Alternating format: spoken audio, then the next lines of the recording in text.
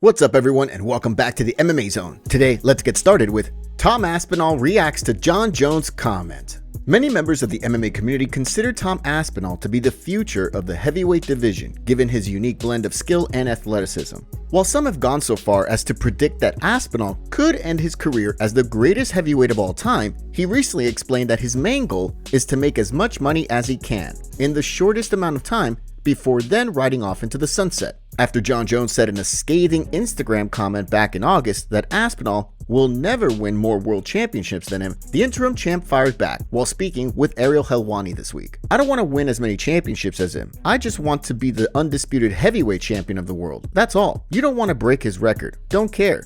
I want to make as much money as I can in the shortest amount of time possible and then bounce and do something else. I want to get out of the sport healthy. So once I've done what I want to do, I've got no interest in being the best heavyweight ever and fighting into my 40s. No interest at all in it." Heading into UFC 309 next month, the big question is whether or not Aspinall will have a chance to fight Jon Jones after the heavyweight champion squares off with Stipe Miocic at Madison Square Garden. While the expectation is that Jones will likely retire, many fans are hoping that the appeal of a title unification fight with Aspinall will be enough to keep him around for one final bout.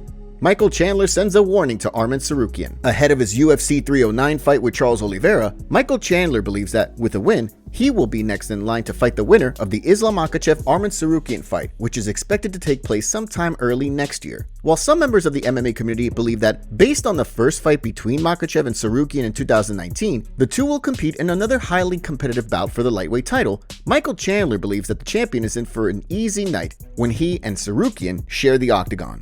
While speaking with Ariel Helwani on Monday, Chandler sent the #1 contender a warning ahead of the high-stakes rematch. "I think Islam has evolved a lot over the last couple of fights. He's going to get the takedown. If he does get the takedown, I think he can get the submission. And obviously, he showed against Poirier that he's something to be reckoned with on the feet these days. So I think Islam gets the job done, and I don't think it's that close. I'm not necessarily saying he dominates Arman, but I do think he takes this one pretty handily."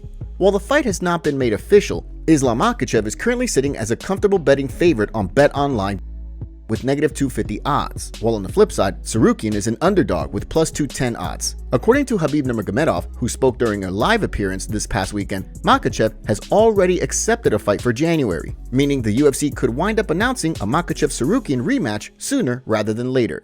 Sean O'Malley calls out Merab for March or April in 2026. Although all three judges sitting cage-side in Las Vegas scored the UFC 306 main event between Sean O'Malley and Merab Dvalishvili in favor of the Machine, after rewatching the fight, O'Malley believes that the decision should have gone his way. While the expectation is that Umar Nurmagomedov will get the next crack at the bantamweight title, while speaking with Ariel Helwani this week, O'Malley called out Merab Dvalishvili for a rematch.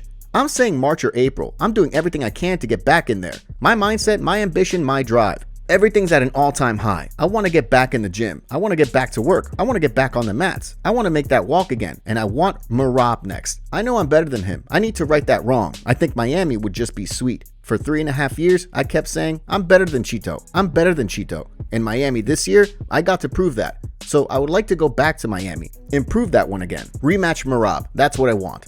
Merab responded to O'Malley's call out on Twitter by writing, "Let's go. I'll try not to kiss you this time." Late last month, after winning the title, the champion expressed interest in a rematch with O'Malley rather than giving Umar Nurmagomedov a crack at the title, saying that the two could run things back in November at UFC 309. Given that O'Malley is recovering from surgery and won't be ready to fight until March or April, it'll be interesting to see whether the UFC decides to have Dvalishvili wait for a rematch with O'Malley or book him a title defense against Umar Nurmagomedov. Paddy Pimblett talks about UFC title fight. Since Paddy Pimblett's win over King Green this summer, fans have been anxiously awaiting news regarding his next fight. While there's been plenty of talk regarding a bout between the baddie and Renato Moicano following the latter's win over Benoit Saint-Denis in Paris, Moicano is also in a position to fight a high-profile opponent who could put him within striking distance of a crack at the title. Since Moicano's win, there's been no word as to who Pimblett will fight next, or when, leaving many fans chomping at the bit for fight news. During a recent Q&A on his YouTube channel, Pimblett outlined a 2-fight plan to get himself into title contention. People saying I like 2 fights from a title fight, and that is nice, but 2 fights from a title fight would have to be like Moicano, rank 10, and then do like an O'Malley fight, like rank 2 straight away, and that'd be a Charles Oliveira. I'd do that. I'd fight Moicano, beat Moicano, and then I'd fight Oliveira. That's probably my quickest route to a title shot, to be honest. I really like both of them really like watching them fight, so it'd be a pleasure even more of a pleasure to get in there with Charles, former champ, someone who I've watched for years and years. It'd be an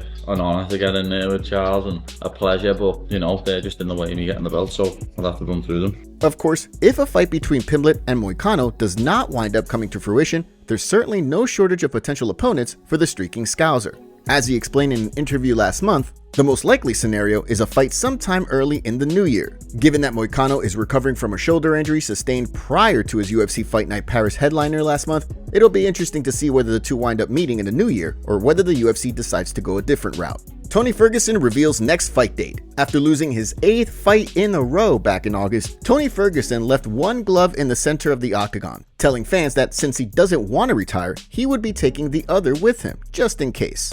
While the expectation at the time was that if Ferguson was going to fight again, it would not be in the UFC, fans noticed that he survived the latest round of UFC roster cuts this past week, which saw fighters like Ovince St. Preux, Brian Kelleher, and several others receive their walking papers.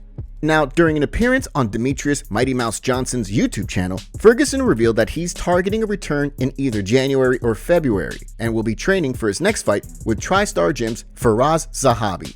Figure some things out and we're coming back hard either January or February. So stay tuned. I'm 40 years old, I'm halfway to 80. I've been competing since I was 5 years old in multiple sports. I've wrestled in college, I've done all the other stuff, and you know what? It's not like I don't know anything else. I do, I'm still able to compete. When somebody can run a sprint faster than me, then maybe I'll start to consider it.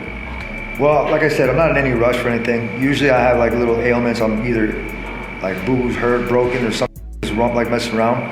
I'm fully recovered from my surgeries. I had 2 surgeries in January, and I fought, not saying I rushed it, but I have really nothing going on with my knees and my feet, and everything else is pretty fucking good. And I'm coaching my son's football league, and the way I'm moving is pretty good, man. So it's, instead of getting excited and jumping at anything I want, I make the phone call to Dana and I tell them, look, I'm looking for a fight, and then they give me one. While many believe that Ferguson should hang up his gloves and retire, Do Bronx Charles Oliveira believes that if the former interim champion doesn't want to retire, the UFC should book him against another fighter in the twilight years of their career. As he explained through a translator while speaking to MMA Fighting, he deserves all the respect in the world just to be fighting still. He deserves a standing ovation for everything he's done in the UFC. But I think the UFC should also give him some help and put him against someone around his age, so they can put on a show and we applaud them.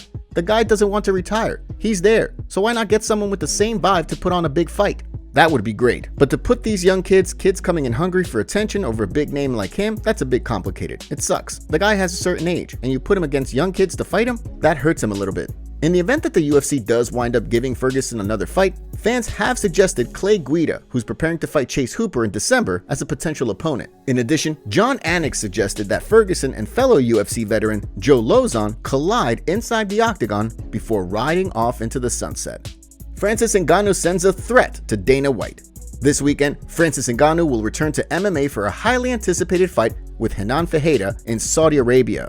While there's been plenty of hype surrounding Ngannou's big return to MMA, there's also been plenty of talk regarding his previous contract dispute with the UFC. Recently, Dana White said that Ngannou was offered more money to stay in the UFC than he was offered to go compete in boxing. On Monday, the lineal heavyweight champion threatened to pull the receipts on White while speaking with Ariel Helwani. If this continues, if he wants, I can bring up all the numbers. I have all the numbers. I have all the receipts. I have all the numbers. I don't like to bring numbers up, but if I need to, I will.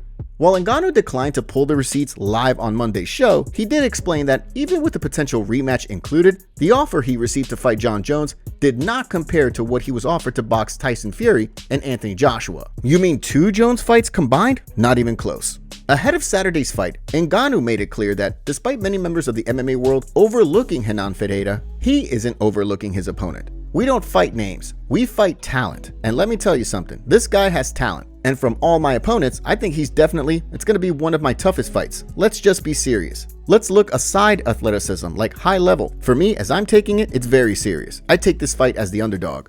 As PFL founder Don Davis explained in a post on social media, ahead of Ngannou's fight this weekend, he's expecting Dana White to try and steal the spotlight with a big announcement sometime during the week. MMA community reacts to Khamzat Chimaev footage. After withdrawing from his previously scheduled fight with Robert Whittaker in Saudi Arabia, Khamzat Chimaev is now looking to return in a big way in order to cement his place as a title contender at 185. Leading up to their UFC 308 fight later this month, footage of Chimaev looking fast while training has begun to circulate online.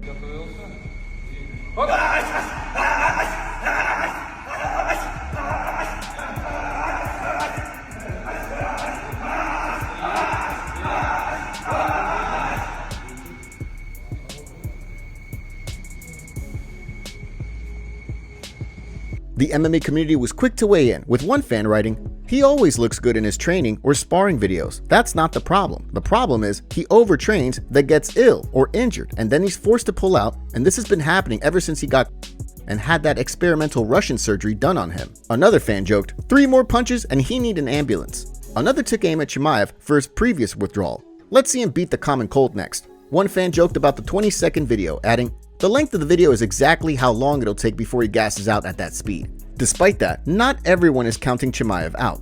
Whittaker is in trouble. Chimaev's striking is underrated. I think he can make Robert reactive, clip him with a shot, and then take him down and sub him within 2 rounds. Another predicted, "I've seen enough. Khamzat by first round uppercut KO." Another wrote, "My dog is officially back and looking healthy."